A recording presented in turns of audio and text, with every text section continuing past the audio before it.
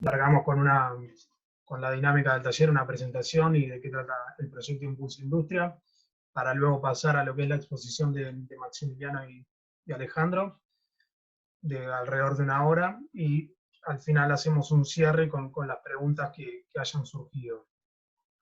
Ahora vamos a explicar un poco cómo es la dinámica de las preguntas, de las dudas y demás. Ahora les voy a compartir un video de lo que es el proyecto. Si me deja la computadora. Perdón. Vamos con la guía del taller. La idea es mantener los micrófonos apagados y solo encenderlos si el docente da la palabra. Y el espacio de intercambio de preguntas, como les comentaba, hay un chat en el Zoom. La idea es realizar la pregunta a medida que vaya surgiendo, para después, al final, un moderador del equipo de Impulsa, que están presentes Maximiliano Melián, Tatiana Tomé, se las van a leer al orador para que éste dé la respuesta.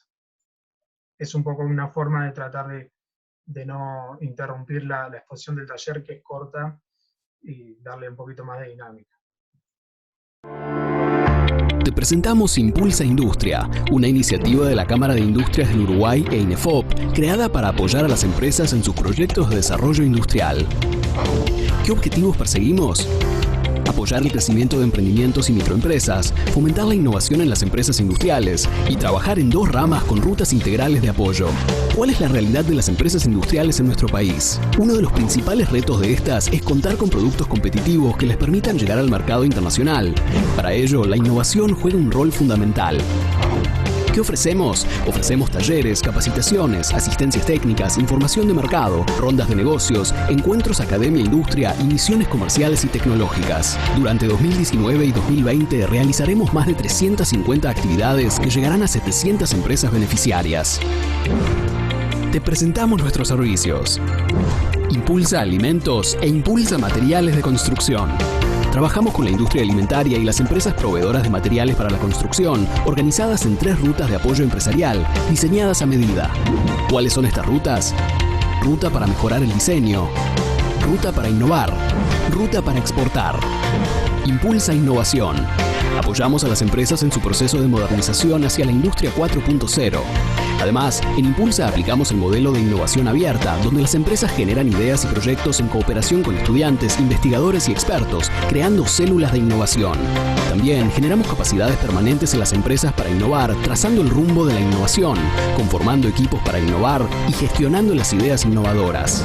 Impulsa Emprendimiento. Contamos con la primera aceleradora a nivel nacional de emprendimientos industriales, generando acuerdos entre microempresas y emprendedores con empresas del sector industrial, compartiendo su experiencia, capacidades y conocimientos. La buena noticia es que en Impulsa nuestros esfuerzos están volcados a los emprendedores, micro, pequeñas y medianas empresas que conforman el 99% del tejido empresarial industrial del país. Ahora que conoces nuestros servicios, ¿querés saber cuáles son las oportunidades que tenemos para tu empresa? Es fácil, entra en nuestra web impulsaindustria.com.uy y conocenos de primera mano, o comunicate con nosotros para que te podamos ayudar y contar todas las propuestas y capacitaciones que tenemos.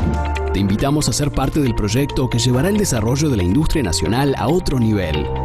Sé parte de Impulsa Industria. Bueno, ese es un video resumen para dar el marco de por qué estamos aquí. El proyecto Impulsa Industria, como veían, va hasta diciembre de 2020. Con el tema de la pandemia tuvimos que reacomodarnos, readecuar los servicios y las propuestas. Por eso estamos llevando esta capacitación de forma virtual. De todas formas, pensamos seguir adelante, por supuesto, ya sea de forma virtual o presencial. Para ello hemos diseñado el calendario de actividades 2020, que lo encuentran en la web del proyecto. Esta presentación va a ser enviada, así que van a tener la posibilidad de chusmear tranquilo el sitio. A su vez, dentro del sitio también tenemos una cartera de oportunidades con las talleres, actividades más recientes o los que están más cerca de realizarse. Por ahí se ve el taller de hoy y los siguientes que vamos a dar con UTEC en lo que es Industria 4.0. También los apoyos técnicos disponibles son asistencias técnicas, ya sea a nivel de empresas de alimentos, empresas de material de la construcción, eh, en general, y la parte que está en violeta es lo de gestión de la innovación, lo que se explicaba un poco en el video. Después estamos a las órdenes para profundizar en lo que ustedes deseen. Bueno, algunas fechas importantes de mayo. Tenemos actividades para empresas de alimentos, después los talleres del 14 y del 21 también con UTEC, que están relacionados a lo que es Industria 4.0, también de diseño el 22 de mayo, y de innovación industrial en tiempos de crisis, que va a ser dictado por técnicos del LAT. Y el 28 de mayo comienza la capacitación de desarrollo de productos, que es un día en mayo, el 28, y un día en junio, que cualquier cosa me escriben y yo les entrego más información. Para poner en contexto este taller, como explicaba el video, tenemos una línea de trabajo de Industria 4.0, donde diagnosticamos a las empresas a ver cómo están para acompañarlas en lo que sería la evolución hacia la Industria 4.0, diseñándole un diagnóstico a medida y apoyándoles en la implementación de alguna de las acciones recomendadas.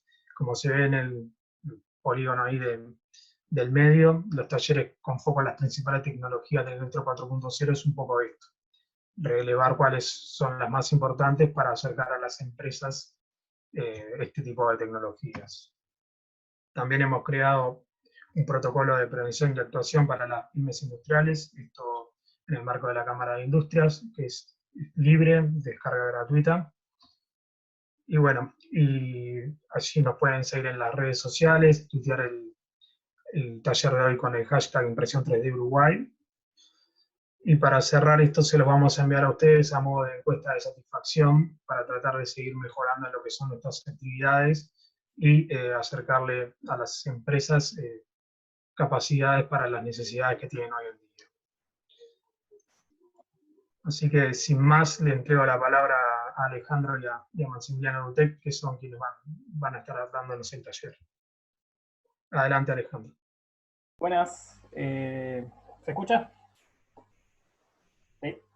Bueno, en realidad, bueno, primero que nada, muchas gracias por estar del otro lado, digamos que estos tiempos son un poco complejos para coordinar horarios y demás, pero bueno, es un placer para nosotros estar en contacto y poder como brindar este tipo de instancias, y bueno, gracias a la Cámara de Industria que hace como estos nexos y bueno, y nos permite estar un poco más cerca de a quienes les puede llegar a interesar o hacer algún cambio, lo que nosotros tenemos para ofrecer desde la universidad. Como ya les decía Jorge, bueno, nosotros venimos trabajando con distintos proyectos, con las células de innovación, y bueno, ¿y por qué estamos nosotros de este lado? Es porque, bueno, particularmente Maximiliano, Fabián y yo trabajamos en el programa IDEI, que es el programa de investigación, desarrollo e innovación de la universidad. Yo desde el lado de los laboratorios de innovación abierta, y bueno, es donde trabajamos como todas estas tecnologías que tienen que ver con, bueno, con la industria 4.0 y con la fabricación digital en general. Capaz, Maxi, si querés presentarte también y ya arrancamos con la presentación. Yo voy compartiendo pantalla cuando vayas terminando. Bien, bueno, buenos días a todos. Muchas gracias por asistir. Y bueno, creo que el eje principal de esto, más allá de poder exponer, de comentarles un poco sobre estas tecnologías, es que ustedes puedan participar, que podamos tener una dinámica, un intercambio, y que no sea solamente ver quizás un video o escucharnos a nosotros hablar, sino que también evacúen sus dudas, que consulten y que podamos tener un feedback también por parte de ustedes. Buenísimo. Yo voy a compartir acá la pantalla donde tenemos la presentación. Bien, básicamente es una presentación medianamente larga, pero vamos a ir dando algunos espacios capaz para que ustedes puedan como bueno, hacer preguntas, o si tienen alguna duda no duden en mandar al chat ahí y lo cortamos y les explicamos. Bien, arranquemos un poco por los contenidos, o sea, ¿de qué vamos a hablar hoy? Un poco vamos a hablar del contenido de de los orígenes de la tecnología, digamos, o sea, dónde arranca esto de la impresión 3D y qué sé yo. Después, cuáles son los tipos de impresoras y los usos que se dan a cada una de ellas, o sea, qué es lo que hay disponible, qué existe en este tema. Después, qué existe en el mercado local, que eso es bien importante, ¿no? Porque digo, está bueno, sí, en el mundo existe tal cosa, pero está bueno saber qué es lo que tengo yo al alcance de la mano y qué podría hacer con eso. Algunos casos de éxito o algunos ejemplos de proyectos que se pueden realizar que no siempre son industriales, pero sí está bueno, pues son bien ilustrativos y bien genéricos, como para que uno pueda después sacar alguna idea. Y después, bueno, qué proyecciones hay a futuro, ¿no? O sea, hacia dónde salimos a partir de este taller o a partir de alguna idea concreta. Primero arranquemos por el principio. Esto es la base de la base, ¿no? ¿Qué es una impresora 3D? ¿Qué es la impresión 3D? Básicamente una impresora 3D es eso, es una máquina capaz de realizar réplicas de diseños 3D. O sea, se crea una maqueta o un objeto volumétrico en la computadora, o sea, se crea un archivo virtual que se puede imprimir de la misma forma que nosotros imprimíamos capaz una hoja de papel, ¿no? Ese documento que arranca siendo virtual en Word, que con un control P termina en una hoja impresa física. Ese mismo concepto, obviamente con sus complejidades, no es tan sencillo, no es simplemente un control P, hay que configurar otras cosas, hay que tener en cuenta un montón de variables distintas, pero bueno, salvando las distancias, es una cuestión así bastante sencilla, ¿no? O sea, de dos pasos, de armar un modelo digital y después imprimirlo utilizando el equipo que corresponde. Y bueno, y acá tenemos un video Cada vez que escuchamos hablar de algo que se parezca a una impresora 3D, probablemente se lo debemos a la ciencia ficción. Para ser más preciso, al científico, futurista y escritor británico Arthur C. Clarke, y a la descripción del replicador. En 1966 se estrena la serie televisiva Star Trek, conceptualizando al replicador en la cultura popular. I'd like to describe the invention to end all inventions. I call it the replicator, and it's simply a duplicating machine. But it's a duplicating machine that can make an exact copy of anything.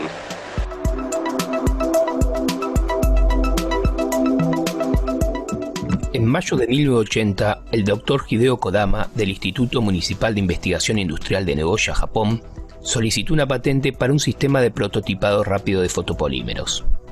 Describió su sistema de la siguiente manera. Una cubeta de material fotopolímero se expone a una luz ultravioleta que endurece la pieza y construye un modelo en capas. Lamentablemente, debido a un problema de financiación, la especificación completa de la patente no se cumplió dentro del plazo de un año después de la solicitud.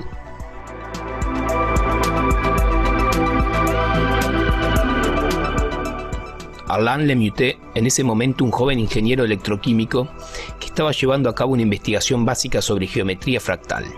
Sus colegas no estaban de acuerdo con sus ecuaciones, pero para él la idea era clara y tenía que demostrar que tenía razón. Para eso tenía que crear un objeto fractal con propiedades locales que son equivalentes a sus propiedades globales.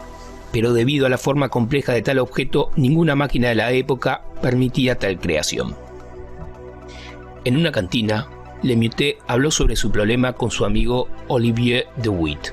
En ese momento, de Witt trabajaba para Silas, una empresa especializada en láseres y tecnología óptica. Y fue él quien le dijo que cuando dos láseres se cruzan en un líquido monómero, puede convertirse en un sólido, polímero, y mediante ese principio se podría construir una máquina que fabrique la pieza que necesitaba. Sus primeros experimentos no fueron concluyentes y le presentaron su idea a Jean-Claude André, que era investigador del renombrado Centro Nacional Francés de Investigación Científica. André clasificó la idea de ser una excelente y mala idea, y fue quien propuso construir el objeto capa por capa y no desde el bloque. A partir de ese momento, los tres hombres comenzaron a trabajar juntos para construir una impresora 3D.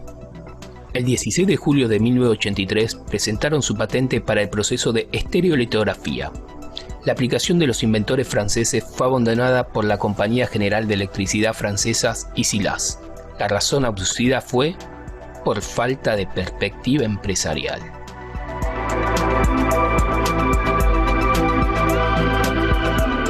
Charles W. Hall, más conocido como Chuck, un ingeniero graduado en 1961 de la Universidad de Colorado, presenta su propia patente de estereolitografía, 3 semanas después de ser presentada la patente del equipo francés.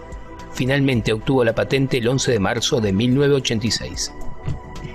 Él definió la estereolitografía como un método y dispositivo para fabricar objetos sólidos mediante la sucesiva impresión de capas delgadas de un material curable por luz ultravioleta, una encima de la otra. En la patente de Hall, un haz concentrado de luz ultravioleta se enfoca en la superficie de una cuba llena de fotopolímero líquido. El haz de luz se mueve bajo el control de una computadora que dibuja cada capa de objetos sobre la superficie de... Bien. ¿Alguna duda, pregunta sobre el video? Yo creo que hay 3 conclusiones bien claras de esto de cómo arranca la impresión 3D, ¿no? La primera es que no era su objetivo crear una impresora 3D, era más como, bueno, vamos como a encontrar un método nuevo de fabricación, y eran gente que tenía que ver con la industria, particularmente Hall trabajaba en una empresa que ya hacía como algunos elementos para la industria, o sea, ellos producían algunas piezas de una forma que tenía que ver con proyección de rayos UV, y creó este dispositivo en realidad basado como en otros conocimientos que ya tenía.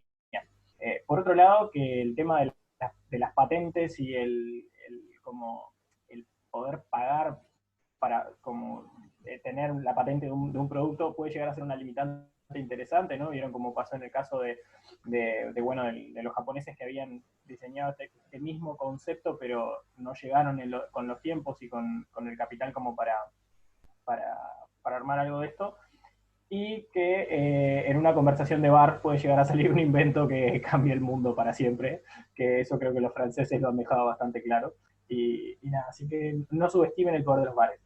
Sí, y creo que otro punto, perdóname que te interrumpa, es que estamos hablando de una tecnología que nació hace ya varias décadas. O sea, uno a veces escucha noticias de internet o de la televisión, en el cual te transmite que una impresora 3D o una persona mediante una impresora 3D creó determinado objeto o solucionó determinado problema, quizás a un bajo costo o en un tiempo muy reducido, y parece ser que estamos hablando de una especie de ciencia ficción, cuando esto viene de hace ya décadas.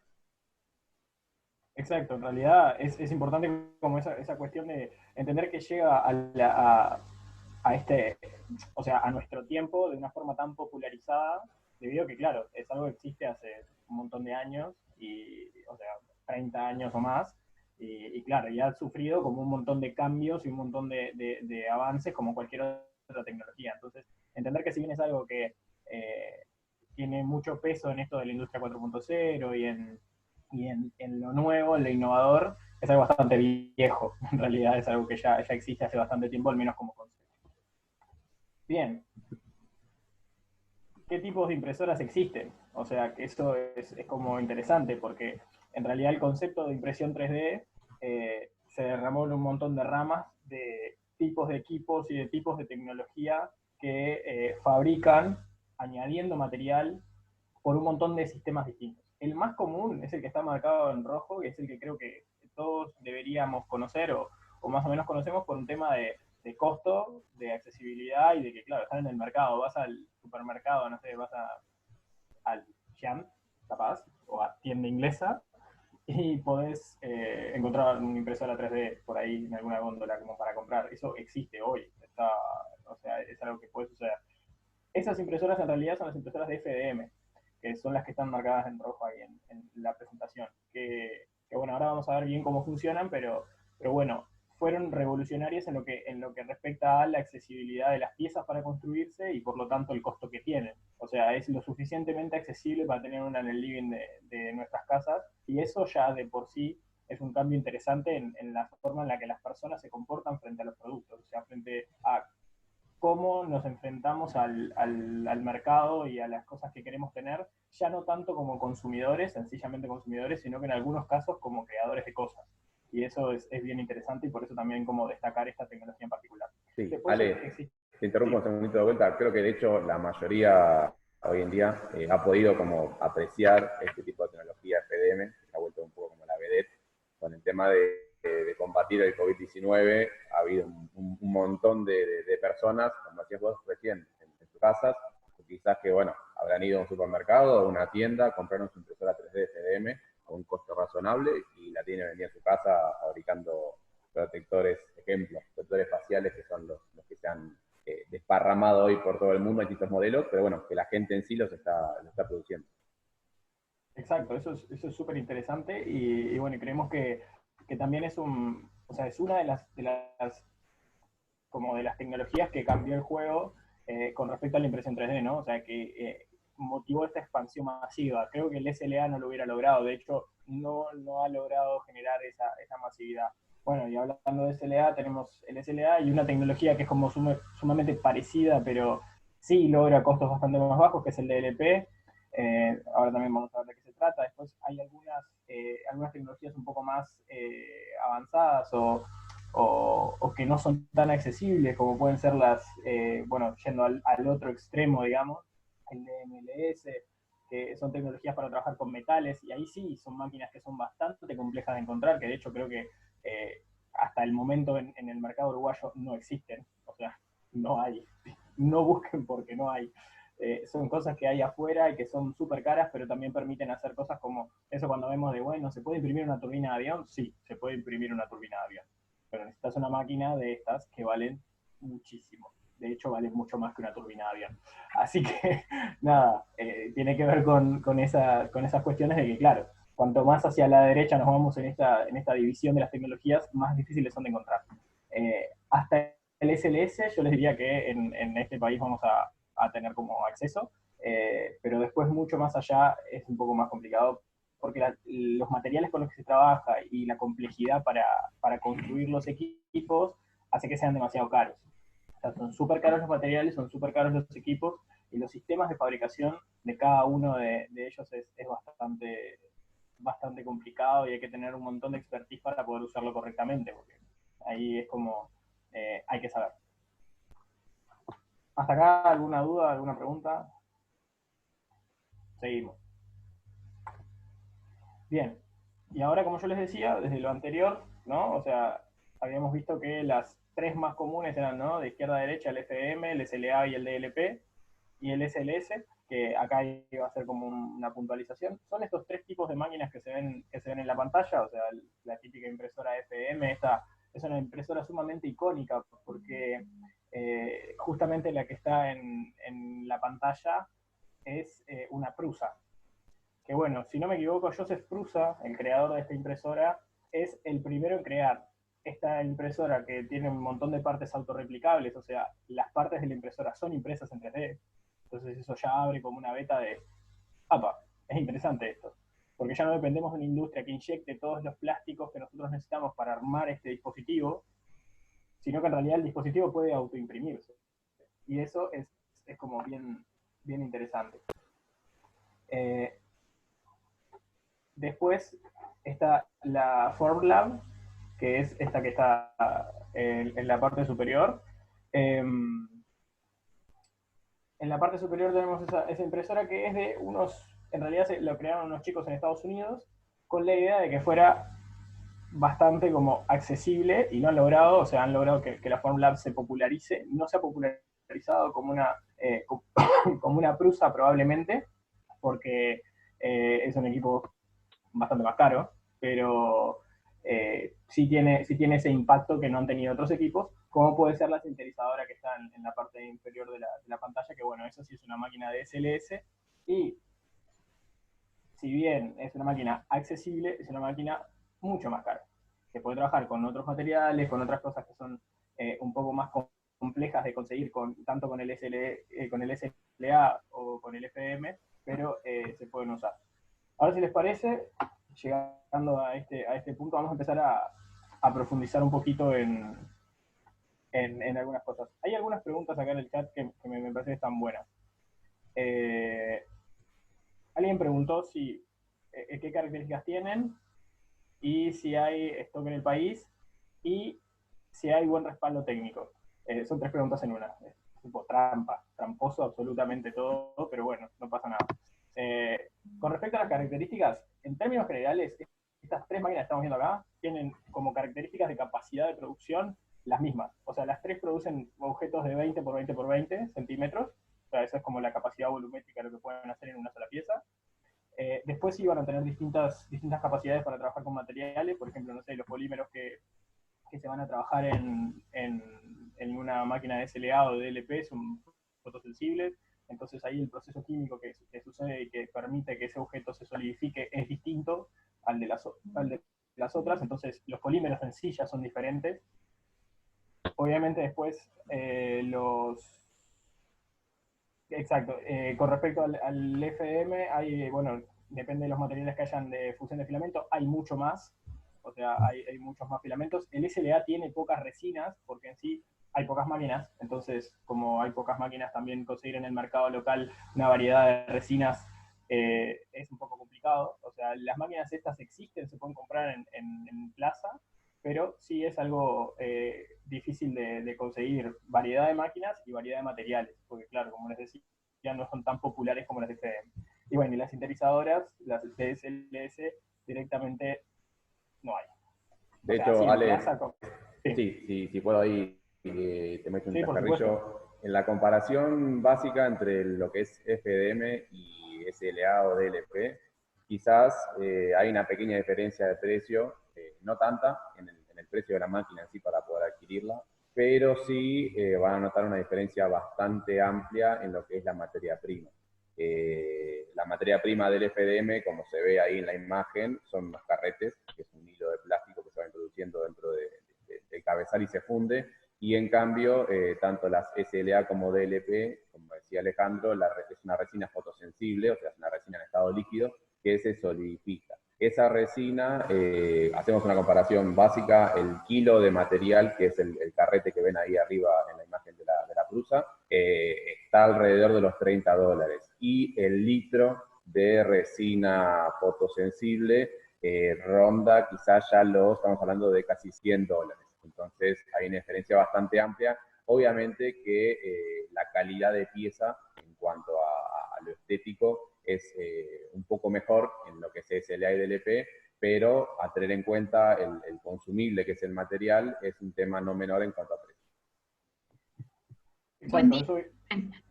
Mi nombre es Laura, yo vengo del área biotecnológica, por eso tengo varias dudas al respecto. Y mucho mayor desconocimiento, pero mi pregunta es específicamente para el MSLA. ¿Qué características tiene y si se pueden conseguir máquinas en stock disponibles como para compra? Gracias. Que yo sepa, no. A nivel local, no. En realidad, bueno, son tecnologías que son súper específicas, o sea, que no son una cosa que digas, puedo llegar a comprarla para una institución educativa que recién arranca, ¿no?, a dar esos primeros pasos, o que no tiene tanta especificidad, así que sí, a nivel local, yo te diría que no hay.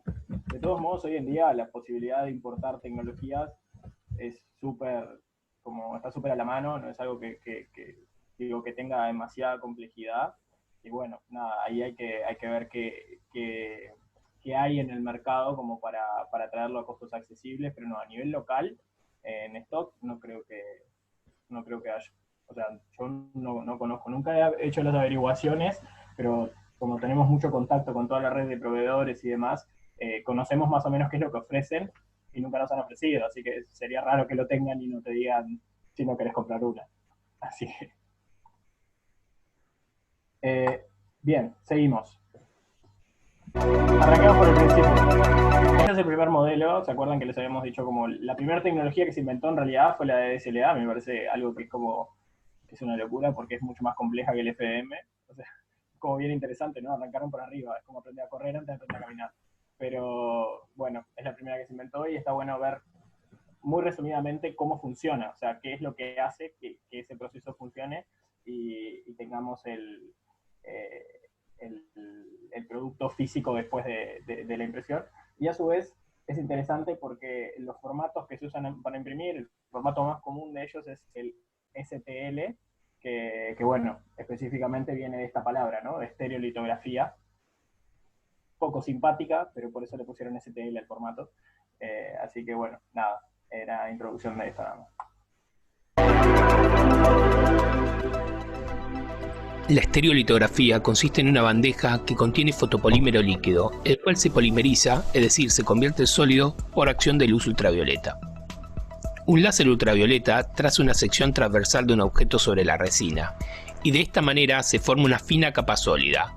Una vez producida esa capa, la plataforma se desplaza para fabricar una nueva capa adherida a esta última, y mediante el apilado de sucesivas capas se obtiene un objeto tridimensional. En algunas impresoras SLA, el láser incide desde arriba y la plataforma desciende dentro del fotopolímero. Con la ayuda de un rodillo u otro mecanismo se alisa la superficie antes de imprimir la siguiente capa. Los espesores típicos de capa van desde 0,05 milímetros a 0,15 milímetros.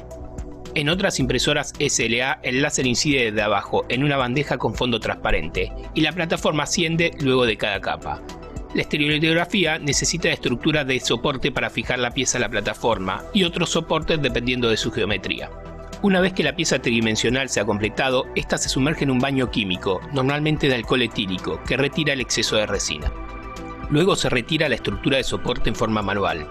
Algunas resinas necesitan de un curado definitivo en un horno de luz ultravioleta. Existen distintos tipos de resinas, de distintos colores, translúcidas u opacas, resinas moldeables para la realización de joyería mediante la técnica de cera perdida, resinas flexibles, resinas de alto impacto, entre otras. La pieza impresa puede ser lijada y pintada para obtener prototipos con acabado profesional. Algunas ventajas de la estereolitografía son alta precisión, detalles finos y acabado superficial suave. Como desventajas podemos nombrar a la necesidad de estructura de soportes, el post-procesado para retirar el exceso de resina y los soportes en forma manual, y algunas veces el curado definitivo en un horno ultravioleta, la fragilidad de la pieza, y por último son máquinas y resinas costosas. Algunos usos pueden ser pruebas visuales, validación de marketing y pruebas de ergonomía. Bien.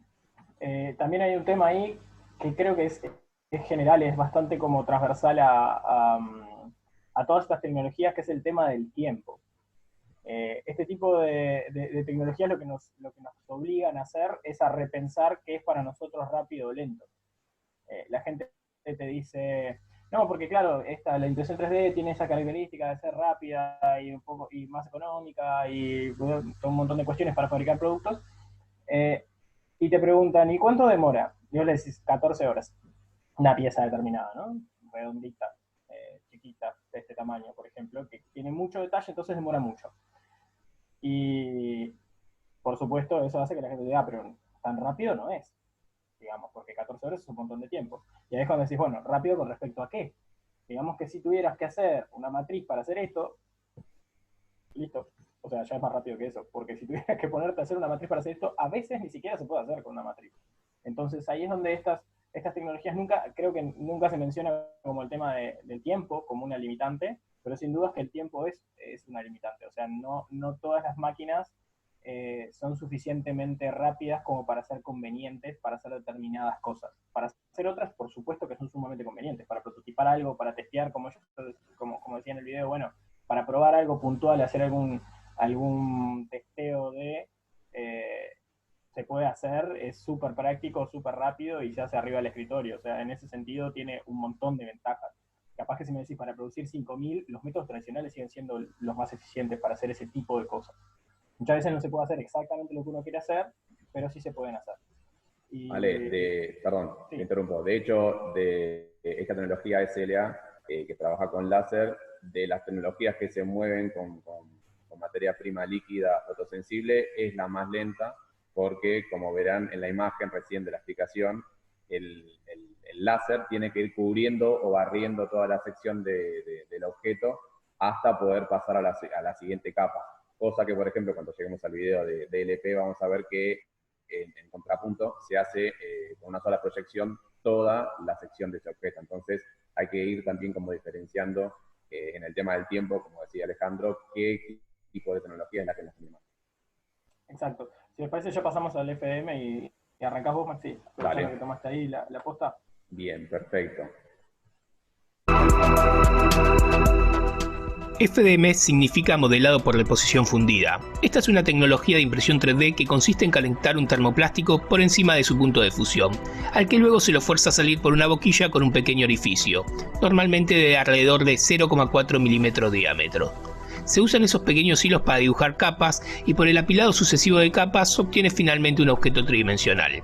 El término en inglés Fused Deposition Modeling y sus siglas FDM son marca registrada de Stratasys, por lo que esta tecnología a veces aparece con otros nombres.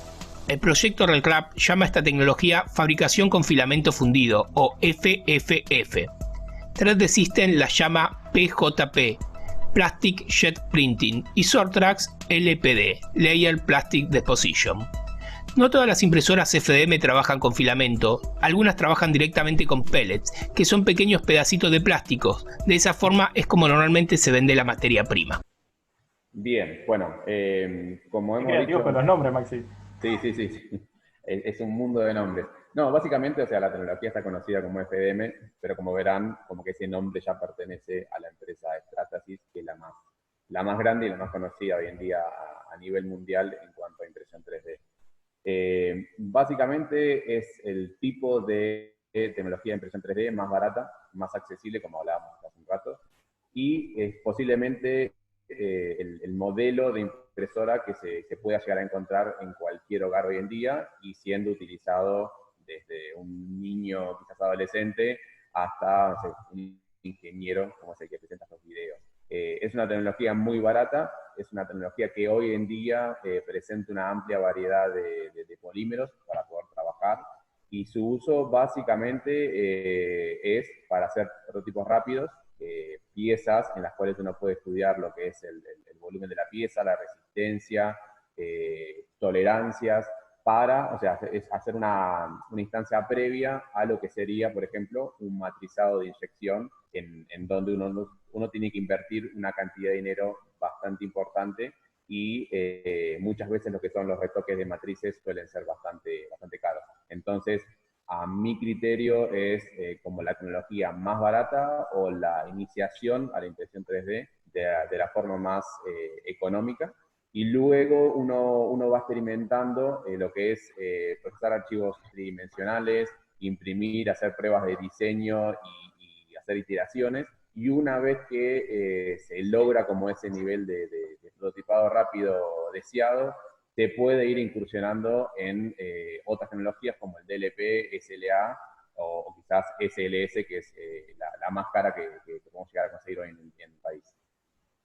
Bien, no sé si hasta acá, de lo que explicó Ale, de lo que expliqué yo en cuanto a tecnologías de impresión 3D, si tienen alguna duda, alguna consulta. Bien, si no hay ninguna, seguimos, y después quizás cuando recopilemos toda la información, ahí ya van a surgir las dudas. Bueno, Ale, te dejo a vos con DLP. Bueno, vamos.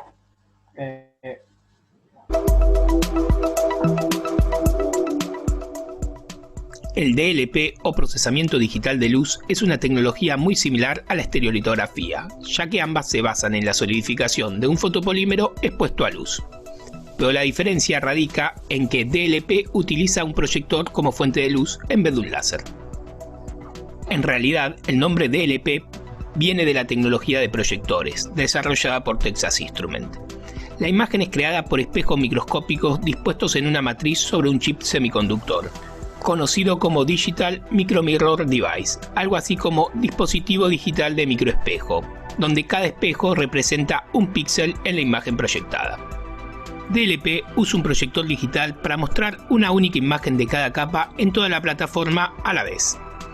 Debido a que el proyector es una pantalla digital, la imagen de cada capa se compone de píxeles cuadrados, lo que resulta en una capa formada por pequeños ladrillos rectangulares, llamados voxels. DLP puede lograr tiempos de impresión más rápidos, gracias a que cada capa se expone completa de una sola vez. Este tiempo de impresión más rápido se aplica en dos casos. Para impresiones grandes, totalmente densas, donde la impresión llenará gran parte de la plataforma. Y el otro caso es para impresiones muy pequeñas y finamente detalladas. Es posible cambiar la lente del proyector de acuerdo con el área del volumen de construcción, y en consecuencia usar una cantidad pequeña de luz para construir capas más pequeñas con mayor rapidez. La resolución en DLP depende directamente de la resolución del proyector y el área de trabajo. Las impresoras DLP son mejores para piezas únicas pequeñas y muy complejas, y también imprimen rápidamente piezas grandes sin mucho detalle. Mientras que las impresoras SLA son mejores para imprimir muchas partes pequeñas e intrincadas a la vez, o una sola de gran tamaño y mucho detalle.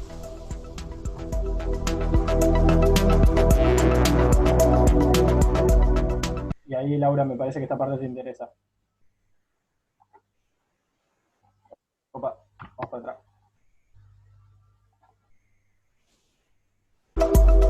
En una capa de pequeño tamaño y mucho detalle.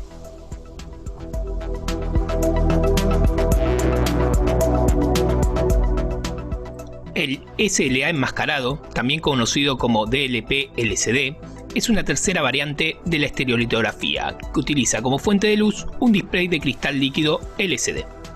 MSLA utiliza un conjunto LED como backlight junto con una fotomáscara LCD para dar forma a la imagen.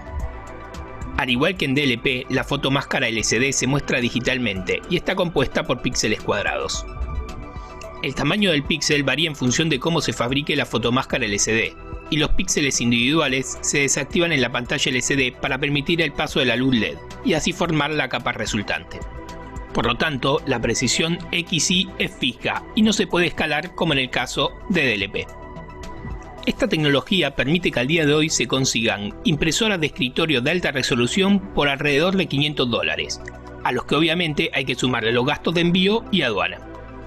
Actualmente existe un proyecto que plantea utilizar la pantalla de un smartphone como fuente de luz. Bueno, y ahí ya nos fuimos de mambo totalmente. y bueno, es una forma bien interesante de fabricar. Ahí preguntaba Martín si se pueden copiar piezas ya fabricadas. Existen diversas formas de hacer eso, o sea, de hacer como una copia de una pieza, desde la forma más tradicional del mundo, relevándola, o sea, a tu calibre, la vas midiendo, la modelás en 3D y haces la réplica imprimiendo, o existen algunos escáneres que ahí van a ver, ahí sí, es todo un universo nuevo y da para otro webinar, que ahí si quieren nos llaman y encaramos algo, que básicamente es toda la parte de escaneo 3D que tiene que ver desde escáneres de escritorio hasta escáneres de alta calidad manuales, hasta escáneres para hacer escaneo de una habitación entera. Ahí hay de todo. Y ahí sí se pueden construir, vienen escáneres que son muy específicos y se construye directamente un STL a partir del modelo original. O sea, el hecho de copiar una pieza para fabricarla con este método es algo de hecho bastante cotidiano, por decirlo de alguna forma. Sí, y también en el caso de, digamos, replicar o copiar, ya que veíamos en la última parte del video el caso de la mandíbula, esas piezas dentarias que se veían en el LCD, básicamente se puede trabajar tanto con una tomografía computada como una imagen panorámica. Lo que se hace es, sobre cada uno de los cortes, se deben hacer en las TAC, se extraen esos cortes y simplemente se pasa esa misma información a tanto el proyector o el láser, y se suelen hacer las reconstrucciones, tanto reconstrucciones óseas como reconstrucciones de cualquier tipo de órgano. Así que también hay una metodología para procesar los modelos tridimensionales médicos y poder llegar a replicarlos. No solamente, obviamente, como decía Ale, de escanear, hay ciertos objetos que no se pueden escanear en una persona, entonces tenemos opciones tanto para trabajar de manera externa como interna. Yo tenía intenciones de sacarle el fémur para escanearlo afuera.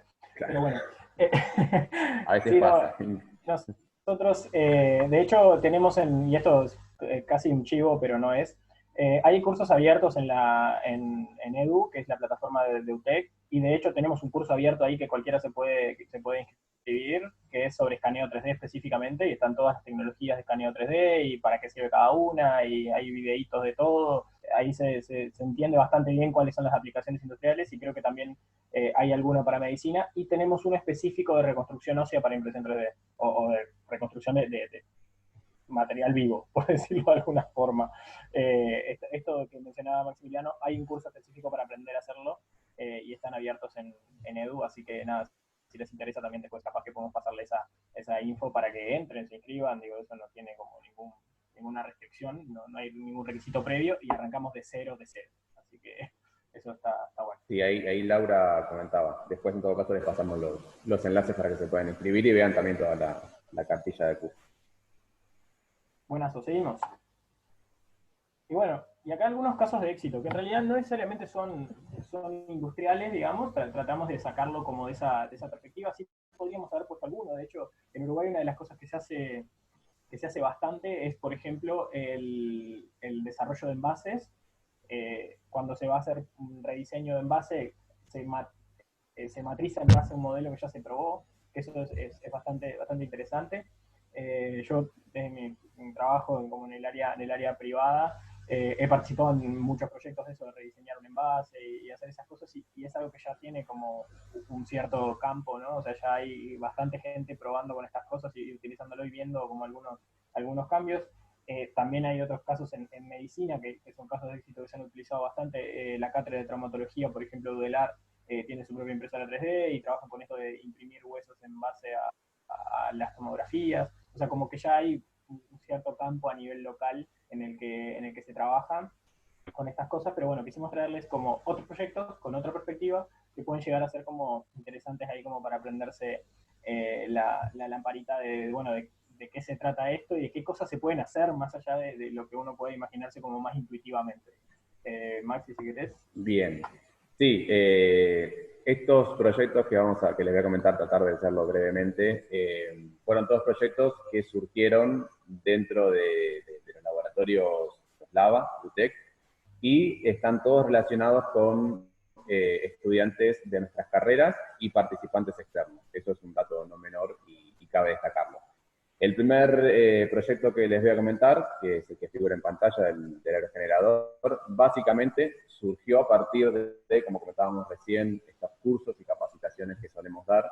Se dio un curso de lo que es modelado 3D en un software de diseño, que se llama Fusion 360, y a raíz de ese curso que se dio, hubo varios interesados que comenzaron, obviamente interesados que estaban cursando la carrera de energías renovables en la parte de, digamos, de energías eólicas, comenzaron a interesarse en lo que era el diseño de piezas en 3 dimensiones, la creación de objetos, a tal punto que simplemente en un par de semanas vinieron al laboratorio donde estoy en este momento acá en Durazno y con la curiosidad de decir que si podían imprimir esta piecita chiquita que habían diseñado para un aerogenerador. Bueno, comenzó el proyecto de esa manera, a tal punto, como ven en la pantalla la foto, se imprimió completamente un aerogenerador totalmente diseñado por ellos, un aerogenerador que utiliza piezas totalmente... ¿Con qué impresora lo hicieron? Pregunta Martín. Con una Ultimaker 3 que tenemos acá en el laboratorio de Durazno. También contamos con ese tipo de impresoras, tanto en Rivera como en Praeventos, que son las otras sedes de nuestro LAVA. Y se comenzaron a imprimir las piezas, ellos fueron diseñándolas, a tal punto de, en la imagen se puede apreciar ahí, que están en el techo de nuestro ITR, acá en Durazno, probando y tomando datos de medición de fuerzas. Y lo interesante de este proyecto es que, más allá de diseñar las piezas del aerogenerador, sus componentes, se basó todo en el uso o la reutilización de una impresora de papel tradicional, estaban en desuso en la casa de uno de los alumnos. Todos los componentes, digamos, eléctricos se sacaron de ahí. Y otro dato no menor es que se pueden intercambiar todo lo que son las palas o las aspas, para obviamente tener diferentes lecturas y poder jugar un poco con lo que es el diseño del perfil alar de cada uno de los componentes que se quieren ir testeando y ir probando. Todos los proyectos que les voy a comentar en esta breve descripción están impresos con un material que es PLA, son las siglas de ácido poliláctico en inglés, y es un material que proviene de la caña de azúcar y es 100% reciclable. Bien, vale, vamos con la otra. Segundo proyecto a comentarles. Es un proyecto muy interesante que surgió con la carrera de Ingeniería Agroambiental, en el cual se comenzó a procesar imágenes TIC, que son las imágenes de los satélites georreferenciadas, y la idea principal de este proyecto era todo lo que es esa imagen, esa gran imagen que tenemos de Uruguay, tanto de ríos, de relieves, densidad de población, zonas de cultivo, o sea, toda esa masa de información, poder volcarla de alguna manera a lo que es el público no vidente, tanto de escuelas primarias, secundarias, hasta un nivel ya terciario. Entonces, la idea es, en base a toda esa información que disponemos hoy en día, completamente digitalizada, ir volcándola al formato de impresión 3D, en este caso también con FDM y PLA, y ir reproduciendo mapas táctiles de todo lo que es el territorio, dividiéndolos, como decía recién, tanto en la parte de ríos, relieve, densidad de población, y cualquier persona no vidente pueda acceder a esta información de manera gratuita, porque la idea es que todos estos mapas, o sea, todos estos archivos tridimensionales, sean subidos a la nube, a internet, que sean de un formato abierto, se puedan descargar y cualquier persona, tanto dentro de una institución como que esté en su casa, pueda hacer una impresión, una réplica de este mapa y permitir a cualquier persona no vidente tener acceso a toda la información de nuestro país. Bien, Alex, siguiente slide. Bien, el caso más reciente y más conocido ya por todos es el tema de COVID-19, que en el 15 de marzo aproximadamente comenzamos a trabajar con nuestro proyecto de coinnovación dentro de UTEC. Básicamente un proyecto que fue todo un desafío. Ale también después puede explayarse un poco más en esto, y me puede interrumpir cuando quiera. Fue un desafío muy grande, ya que con las limitantes que tenemos todos hoy en día, de no poder reunirnos, de trabajar a distancia, de articularnos en todo el territorio, en este caso para poder cumplir con el objetivo de fabricar estos protectores faciales, que son los que se ven en imagen. Básicamente están hechos mediante una impresora 3D FDM, imprimiendo la pieza naranja que se ve, que es la vincha que le da forma al protector, cortando con una cortadora láser el acetato o el PET, que es la lámina transparente, y de esta manera el protector lo que ayuda es a todo el personal que está en contacto con personas infectadas y con contacto al público en general, evitar contagiarse mediante partículas que puedan llegar a ingresar tanto por la vista o por cualquier otra cosa. Sí. Lo interesante de este tipo de este caso en particular, por ejemplo, es que es una prueba clara de que uno puede diseñar de forma descentralizada, o sea, trabajar como en el diseño de un producto de forma no necesariamente como en la misma oficina, que es como la situación en la que probablemente no estamos pudiendo vivir hoy en la gran mayoría de los casos, que estos equipos te permiten tener flexibilidad para atender una emergencia. Es decir, yo capaz que vengo fabricando hasta ahora o produciendo zapatos y mañana tengo que hacer vinchas para combatir el COVID y lo puedo hacer, y pasado tengo que hacer otra cosa y también lo puedo hacer. Es como, en ese sentido, es como que lo que puede hacer el equipo es súper interesante y es recontra variable, y además que reduce bastante los costos de infraestructura, ¿no? O sea, no son equipos que requieran demasiada instalación o demasiadas cosas, como digo, a ver, yo tengo una impresora en el living de mi casa. O sea, no es una cosa que digas, bueno, requiere un despliegue gigante. Y de hecho esto está basado en un montón de gente que tiene impresoras en los livings de sus casas. O sea, porque la red de voluntarios está totalmente descentralizada. Y eso creo que es bien interesante en las impresoras 3D, que si vos quisieras hacer esta misma producción, o sea, nosotros llevamos producidas a esta altura, ya debemos estar en las 5.000, o sea, en los 5.000 equipos de estos. Si vos querés producir 5.000 vinchas, 5.000 protectores y demás, a nivel industrial, te desafío que pongas esa máquina en el living de tu casa. Y si la podés poner, tenés bruto living, y eso es bien interesante. Así que, nada, creo que tiene ese valor y creo que da ahí un espacio para trabajar. Sí, tengo una impresora 3D en el living de mi casa, no queda linda, les aviso desde ya. No tengo esposa, por eso tengo una impresora en el living. Bueno, siguiente ejemplo. Bien, y este es el último ejemplo, que es simplemente una llave de seguridad para evitar el funcionamiento accidental de una máquina. Es un claro caso de cómo con una impresora 3D, tanto en el living de la casa de cualquiera como en un laboratorio como los que tenemos, se puede, tanto relevándola con un calibre y digamos, un poco de buena vista, o con un escáner tridimensional se puede relevar una pieza como la que vemos en pantalla y de color rojo. En este caso fue una pieza que se diseñó, se rediseñó y se imprimió en 3D para la empresa UPM. Básicamente es una pieza que evita un mal funcionamiento o un encendido erróneo de una máquina, pero obviamente tenemos la comparación de que esa pieza, si nosotros la quisiéramos comprar, en el mercado uruguayo no está disponible, o sea, no puede comprar a ninguna tienda, hay que encargarla obviamente al exterior, es una pieza bastante costosa, ronda los $60, y hay que tener en cuenta todo el tiempo de envío y el proceso para que esa pieza llegue quizás desde Europa o Estados Unidos hasta la máquina acá en Uruguay donde se precisa utilizarla. Con el uso de un calibre o un escáner tridimensional, unas horas de impresión mínimas, porque por el tamaño que tiene no debe tardar más de 2 horas hacer esa pieza.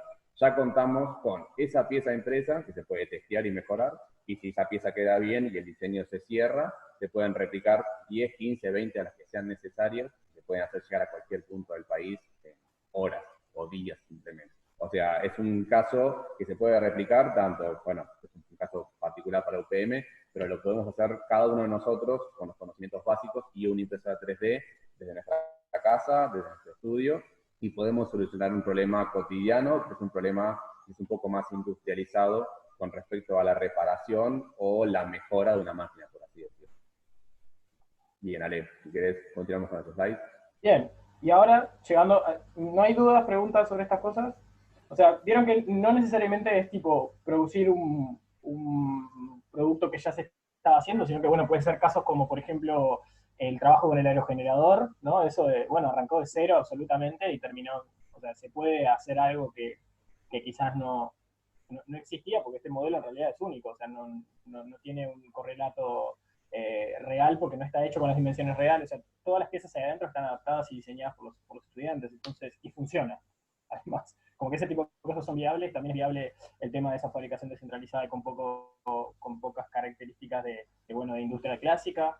También es posible hacer repuestos o este tipo de elementos, como mencionaba Maxi. No existe en el país, no se puede, o sea, no hay, pero tengo un original que puedo hacer una copia y eso puede acortar tiempos, costos y mejorar en seguridad, porque este de hecho es un elemento de seguridad. O sea, como que ahí es bien interesante todo lo que se puede hacer, ¿no? O sea, todo lo que nos permite encarar dentro de si yo trabajo con uno de estos en mi empresa o en mi casa y demás.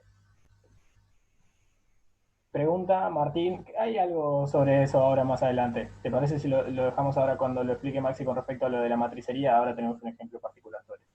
Bueno, con respecto a la proyección a futuro, ¿no? O sea, ¿qué nos representa la existencia de estos equipos en la industria uruguaya?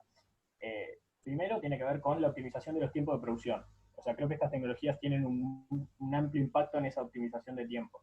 Reducen los costos, o sea, reducir los costos todo el tiempo en máquinas e insumos, o sea, en la capacidad de adquirir una impresora 3D, creo que es como de las cosas que ha permitido que se masifique de tal forma. O sea, hace 10 años una impresora te valía, yo qué sé, $2.000 y la misma impresora ahora vale 100, 150. No sé, o sea, es como mucho más accesible. Y los materiales también han bajado de costo bastante, entonces eso es como prácticamente exponencial y va a hacer que tengan una llegada mucho más cercana tanto a las empresas como al público en general. El aumento de la cantidad y variedad de materiales disponibles en plaza, eso es bien interesante, ¿no? Eso está, bueno, no tenemos MSLA todavía, pero en la medida en la que alguien lo empieza a comprar o alguien lo empieza a necesitar, va a despertar interés en el mercado interno y eso va a hacer que empiece a existir. Después, obviamente, la aparición de nuevos modelos de negocio basados en esta forma de fabricación. No sé, capaz que mañana los estudiantes, estos que hicieron el aerogenerador, deciden empezar a vender aerogeneradores mini para tu casa y podés comprarte un aerogenerador para tu casa y capaz que, o sea, eso surge de este tipo de experiencias de poder testearlo con una impresora. Sí, de hecho, perdón, hay una industria de microgeneración que se puede utilizar tanto para casas como para quizás una granja. Y bueno, un modelo así podría ser perfectamente adaptable y comercializable. Exacto. Lo hablamos por privado después, se me ocurrió una idea. Claro. No, una startup. Pero es una buena salida que puede surgir de un proyecto así porque es fácil de replicar y es fácil de probar. Después, el aumento del uso de equipos por parte de los usuarios no expertos es bien interesante porque sirve para hacer como un poco de investigación de mercado. O sea, los repositorios en Internet en este momento están llenos de productos y de cosas que no se fabrican industrialmente. Que alguien se dio cuenta que le gustaría tener un topecito de X forma para la puerta, y cuando lo compartía en Internet, ese mismo productito tiene miles de descargas de personas que tienen impresoras en sus casas. Entonces ahí hay una beta bien interesante, porque decimos, bueno, en la medida que el usuario empieza a producirse sus propios productos que atienden a sus necesidades, empiezan a existir nuevos productos que quizá la industria no contempla, o quizá la industria no tomó en cuenta de que, opa, esto podría llegar a estar bueno. Entonces, moverse en ese mundo y que más usuarios tengan impresoras en sus casas y puedan producir sus propios objetos, nos abre también la cancha para nuevos productos o nuevos modelos de negocio basados en productos que capaz que ahora no conocemos o no sabemos que alguien lo necesita. Y después el crecimiento de las capacidades de innovación basado en la comunidad, ¿no? Eso de decir, si todo el mundo está necesitando un soportecito extra para la puerta, es o porque la puerta está mal diseñada, o porque se lo podemos agregar y mejora el producto original. Digo, ahí hay un montón de cuestiones así. Y bueno, y también abre la cancha para nuevos socios de negocio, nuevos articuladores académicos o articuladores institucionales en general. Por ejemplo, no sé, yo acá puse algunos ejemplos de empresas que venden materiales, venden impresoras, venden servicio de impresión. Nada, están ahí como medio mezclados, pero está bueno saber, hay estos y hay otros más. Es googlear impresión 3D Montevideo, impresora 3D Montevideo, o esas búsquedas básicas. Y bueno, nada, ahí te permite como encontrar con quiénes te podés asociar o a quiénes podés recurrir si quisieras tener un servicio de esto. Y bueno, tenemos a Fabrics, a Robotex, Zona 3D, Bacodir, Romis, como esos proveedores de servicio, de productos o que tienen material en plaza o máquinas y demás, y que ofrecen servicio de impresión. Y después, por supuesto, los articuladores, ¿no? O sea, nosotros como Laboratorio Abierto de Innovación, la Cámara de Industria, con estos espacios y esto de llegar a ustedes con los recursos y con el conocimiento, ¿no? El Fab Lab del PTI del Cerro, que está bajo la órbita de UTU, el Fab Lab de la Escuela de Diseño, que está bajo la órbita de UDELAR, digo, y así muchos otros articuladores y muchas otras empresas que venden servicio. Pero bueno, hay campo para investigar en Uruguay, hay campo para avanzar en estos temas en nuestro país. Y con esto ya terminamos, porque ya estamos pasados de tiempo como 10 minutos más o menos. Les queríamos presentar. A ver, ¿hay alguna fábrica de filamento? No hay fábricas de filamento en Uruguay, hay que importar. Este, por ejemplo, es nuestro lava en Fray Bentos. Como verán, no es un laboratorio ni gigante, ni ultra tecnológico, ni tiene como ninguna característica muy particular, sino que en realidad básicamente tiene los equipos que se necesitan para probar cosas. Tienen impresoras 3D, ahora tiene algunas cosas más, y es un poco más, está un poco más lleno de máquinas, pero digo, no es un espacio ni tan grande ni con ninguna particularidad especial que no se pueda montar en alguna otra empresa pequeña. Y acá, Maxi, si quieres puedes explicar esta parte. Es cortito eso también. Sí.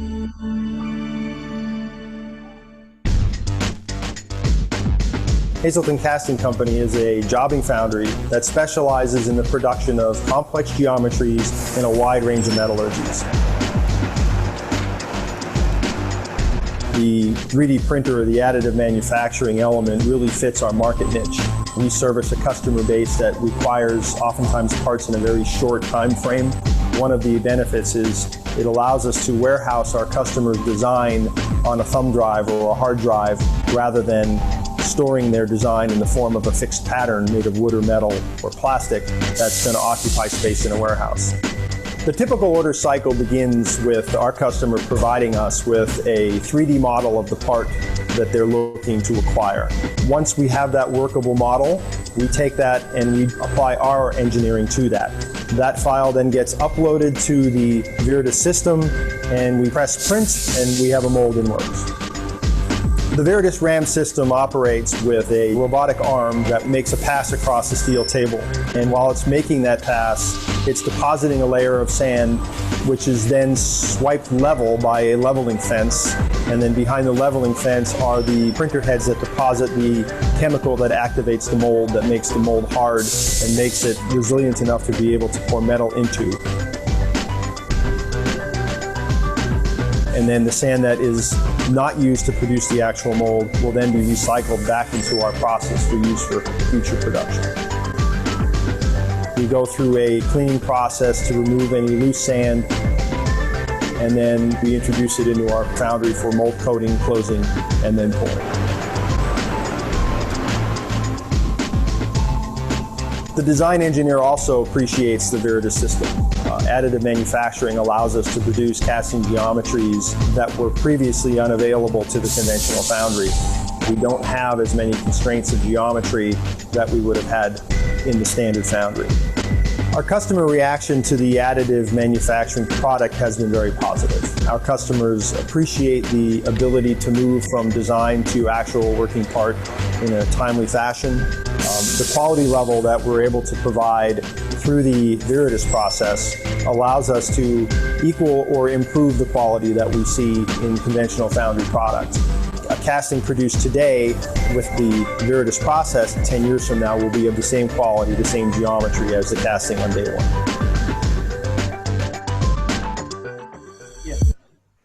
Bien, sí, lo que acabamos de ver es una empresa que se dedica a lo que es la fundición, matricería por fundición, y desarrollaron un modelo de impresora que en este caso utiliza un brazo robótico, pero que perfectamente podría utilizar otra estructura, quizás una estructura cartesiana, la cual simplemente inyecta o rocía con silicato de sodio, que es el material, digamos, que es el aglutinante que trabaja la arena de fundición, y se dedican a directamente imprimir matrices bastante grandes, o sea, moldes muy, muy grandes de tamaño, para hacer fundición, en este caso de metales.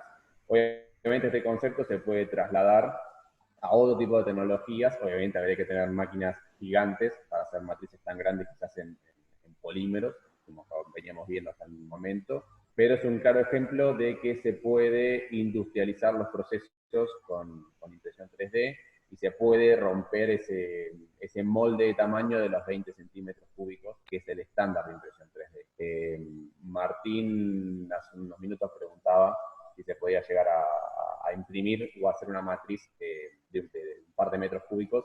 Habría que ver de qué material, o sea, para qué tipo de método de fabricación es necesaria esta matriz, pero perfectamente se pueden imprimir hoy en día tanto las piezas como que vendría a ser el modelo, como el molde en sí. Esta empresa directamente se aboca a lo que es imprimir moldes y está reutilizando continuamente el material, ya que la arena de fundición se puede reciclar sin ningún tipo de problema. No sé si tu consulta, Martín, si andarás por ahí, era específicamente para inyección, para fundición, pero este es el claro ejemplo de que con máquinas impresoras 3D ya industrializadas en cuanto a tamaño y capacidad de producción, se puede perfectamente encarar a ya procesos mucho más industrializados y salir de la parte del prototipado rápido o la típica maqueta, que es la que se asocia hoy en día con lo que es impresión 3D.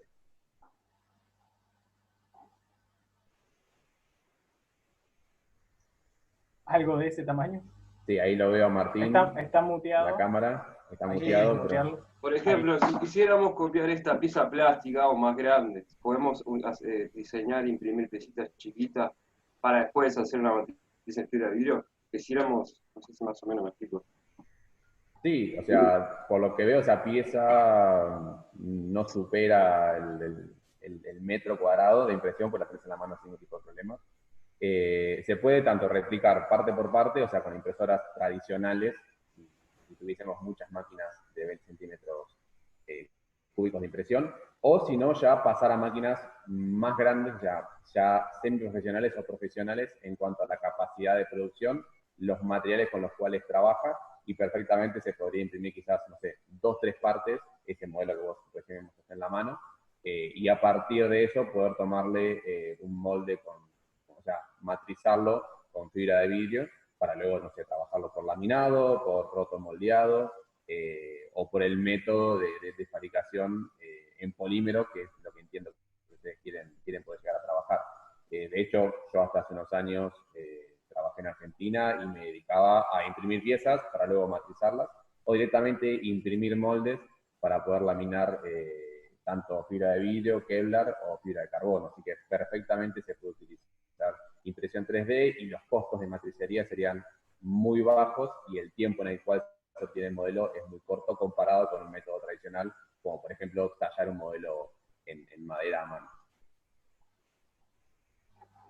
Bien, seguimos. Así ya liquidamos. Sí, sí. Los siguientes videos no los vamos a ver enteros, pero los vamos a disponibilizar seguramente en la presentación. No sé, Jorge, asentime. Sí, ¿es así? Bien, perfecto. Le vamos a disponibilizar la presentación que tienen los videos después. Pero nada, un poco para que vean qué cosas hay, digamos, y qué cosas existen. Por ejemplo, esta es la fábrica de Prusa, o sea, los tipos fabrican impresoras que tienen un montón de partes plásticas, pero no las mandan a inyectar, las imprimen ellos. y tienen un ejército de impresoras 3D. ¿Por qué? Porque sencillamente no hacen 5.000 impresoras al año. Capaz que hacen, no sé, 1.000. Entonces no necesitan inyectarlas, las pueden imprimir, porque está justo en ese intermedio que está interesante. Fueron creciendo, ahí muestra cómo fue creciendo su fábrica a medida que iban necesitando más. ¿Por qué? Porque las imprimen ellos. Entonces, nada, imprimís otra máquina y la tenés ahí y seguís trabajando. Y eso es como una capacidad que es bien interesante y que antes no existía. Después, los nuevos materiales. Y este sí capaz lo dejo porque vale la pena verlo. Esto es como el futuro de los materiales de fabricación o lo que se pretende que sea el futuro. La investigación de la Universidad de la Ciudad de Hong Kong desarrolló la primera máquina de impresión de porcelana 4D del mundo, aprovechando que la porcelana es muy deformable y resistente a las altas temperaturas. La porcelana tiene un alto punto de fusión, por lo tanto, plantea un desafío para la impresión láser y 3D. El equipo del profesor El Villan de la Universidad de la Ciudad de Hong Kong superó este problema desarrollando un sistema de impresión de porcelana 4D. Las ventajas de esta tecnología es que puede imprimir sistemáticamente en materiales especiales. Con productos básicos y diferentes niveles de presión, esta impresora puede producir diferentes formas. Fue la invención de la tinta de porcelana la que puede incluir nuevas formas y extender hasta 3 veces el tamaño de la porcelana impresa previamente. Esta creación es una mezcla de nanopartículas de polímero y cerámica.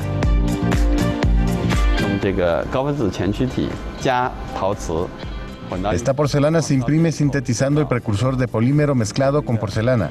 Este nuevo proceso no solo imprime porcelana, sino también otros materiales con altos puntos de fusión. Esta nueva tecnología puede extenderse a otras áreas además del arte de cerámica. 4D agrega una nueva dimensión a la impresión 3D que puede ser temporal, magnética, espacial o cualquier dimensión no incluida en el 3D tradicional. Puede usarse para la fabricación de productos electrónicos y componentes aeroespaciales. Con información de la oficina en Hong Kong, China, Noticias Xinhua.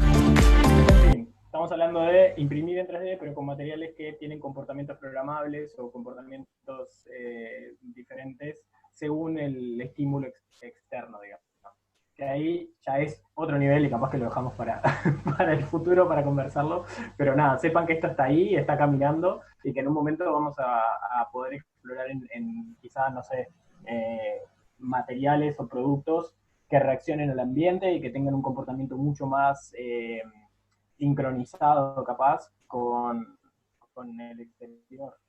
Por decirlo de alguna forma, no sé, imaginarse una remera que si hace más frío, los orificios, digamos, se contraen un poco más para evitar que haya más intercambio de temperatura entre el cuerpo y el ambiente. No sé, puede ser cualquier cosa.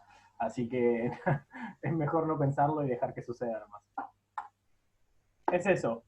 Muchas gracias por su amable atención. Ahí tienen nuestros correos para dudas, consultas, preguntas o lo que vaya surgiendo. Y tienen 5 segundos capaz de preguntar algo. Bueno, muchas gracias Alejandro, Maximiliano, por la presentación, ha sido muy clara. Lograron, digamos, resumir todo lo que son los principales o los procesos de impresión 3D. Lo importante también es que las empresas que nos acompañan estén al tanto de las capacidades que hay a nivel local, las capacidades que tiene UTEC.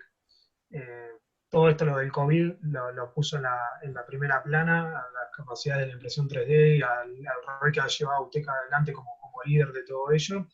Pero como explicaban Maximiliano y Alejandro, hay capacidades para producir alguna pieza o algún proyecto que cada empresa entienda particular, como la pregunta que hacía Martín. Bueno, estamos en contacto desde Impulsa Industria para articular entre las empresas y la UTEC, o directamente van por UTEC, allí en las presentaciones. Una vez que completen el formulario que decía Maximiliano, me lean por el chat, se les enviará. Y bueno, estamos a las órdenes y los esperamos en los siguientes webinars que también van a dar la gente de UTEC, lo que es automatización, Internet de las cosas, Big Data y demás. Muchísimas gracias a todos, Alejandro, Fabián, Maximiliano, muchas gracias. Y bueno, gracias a a ustedes por participar también. Estamos a las órdenes. Muchas gracias. Hasta pronto. Hasta luego.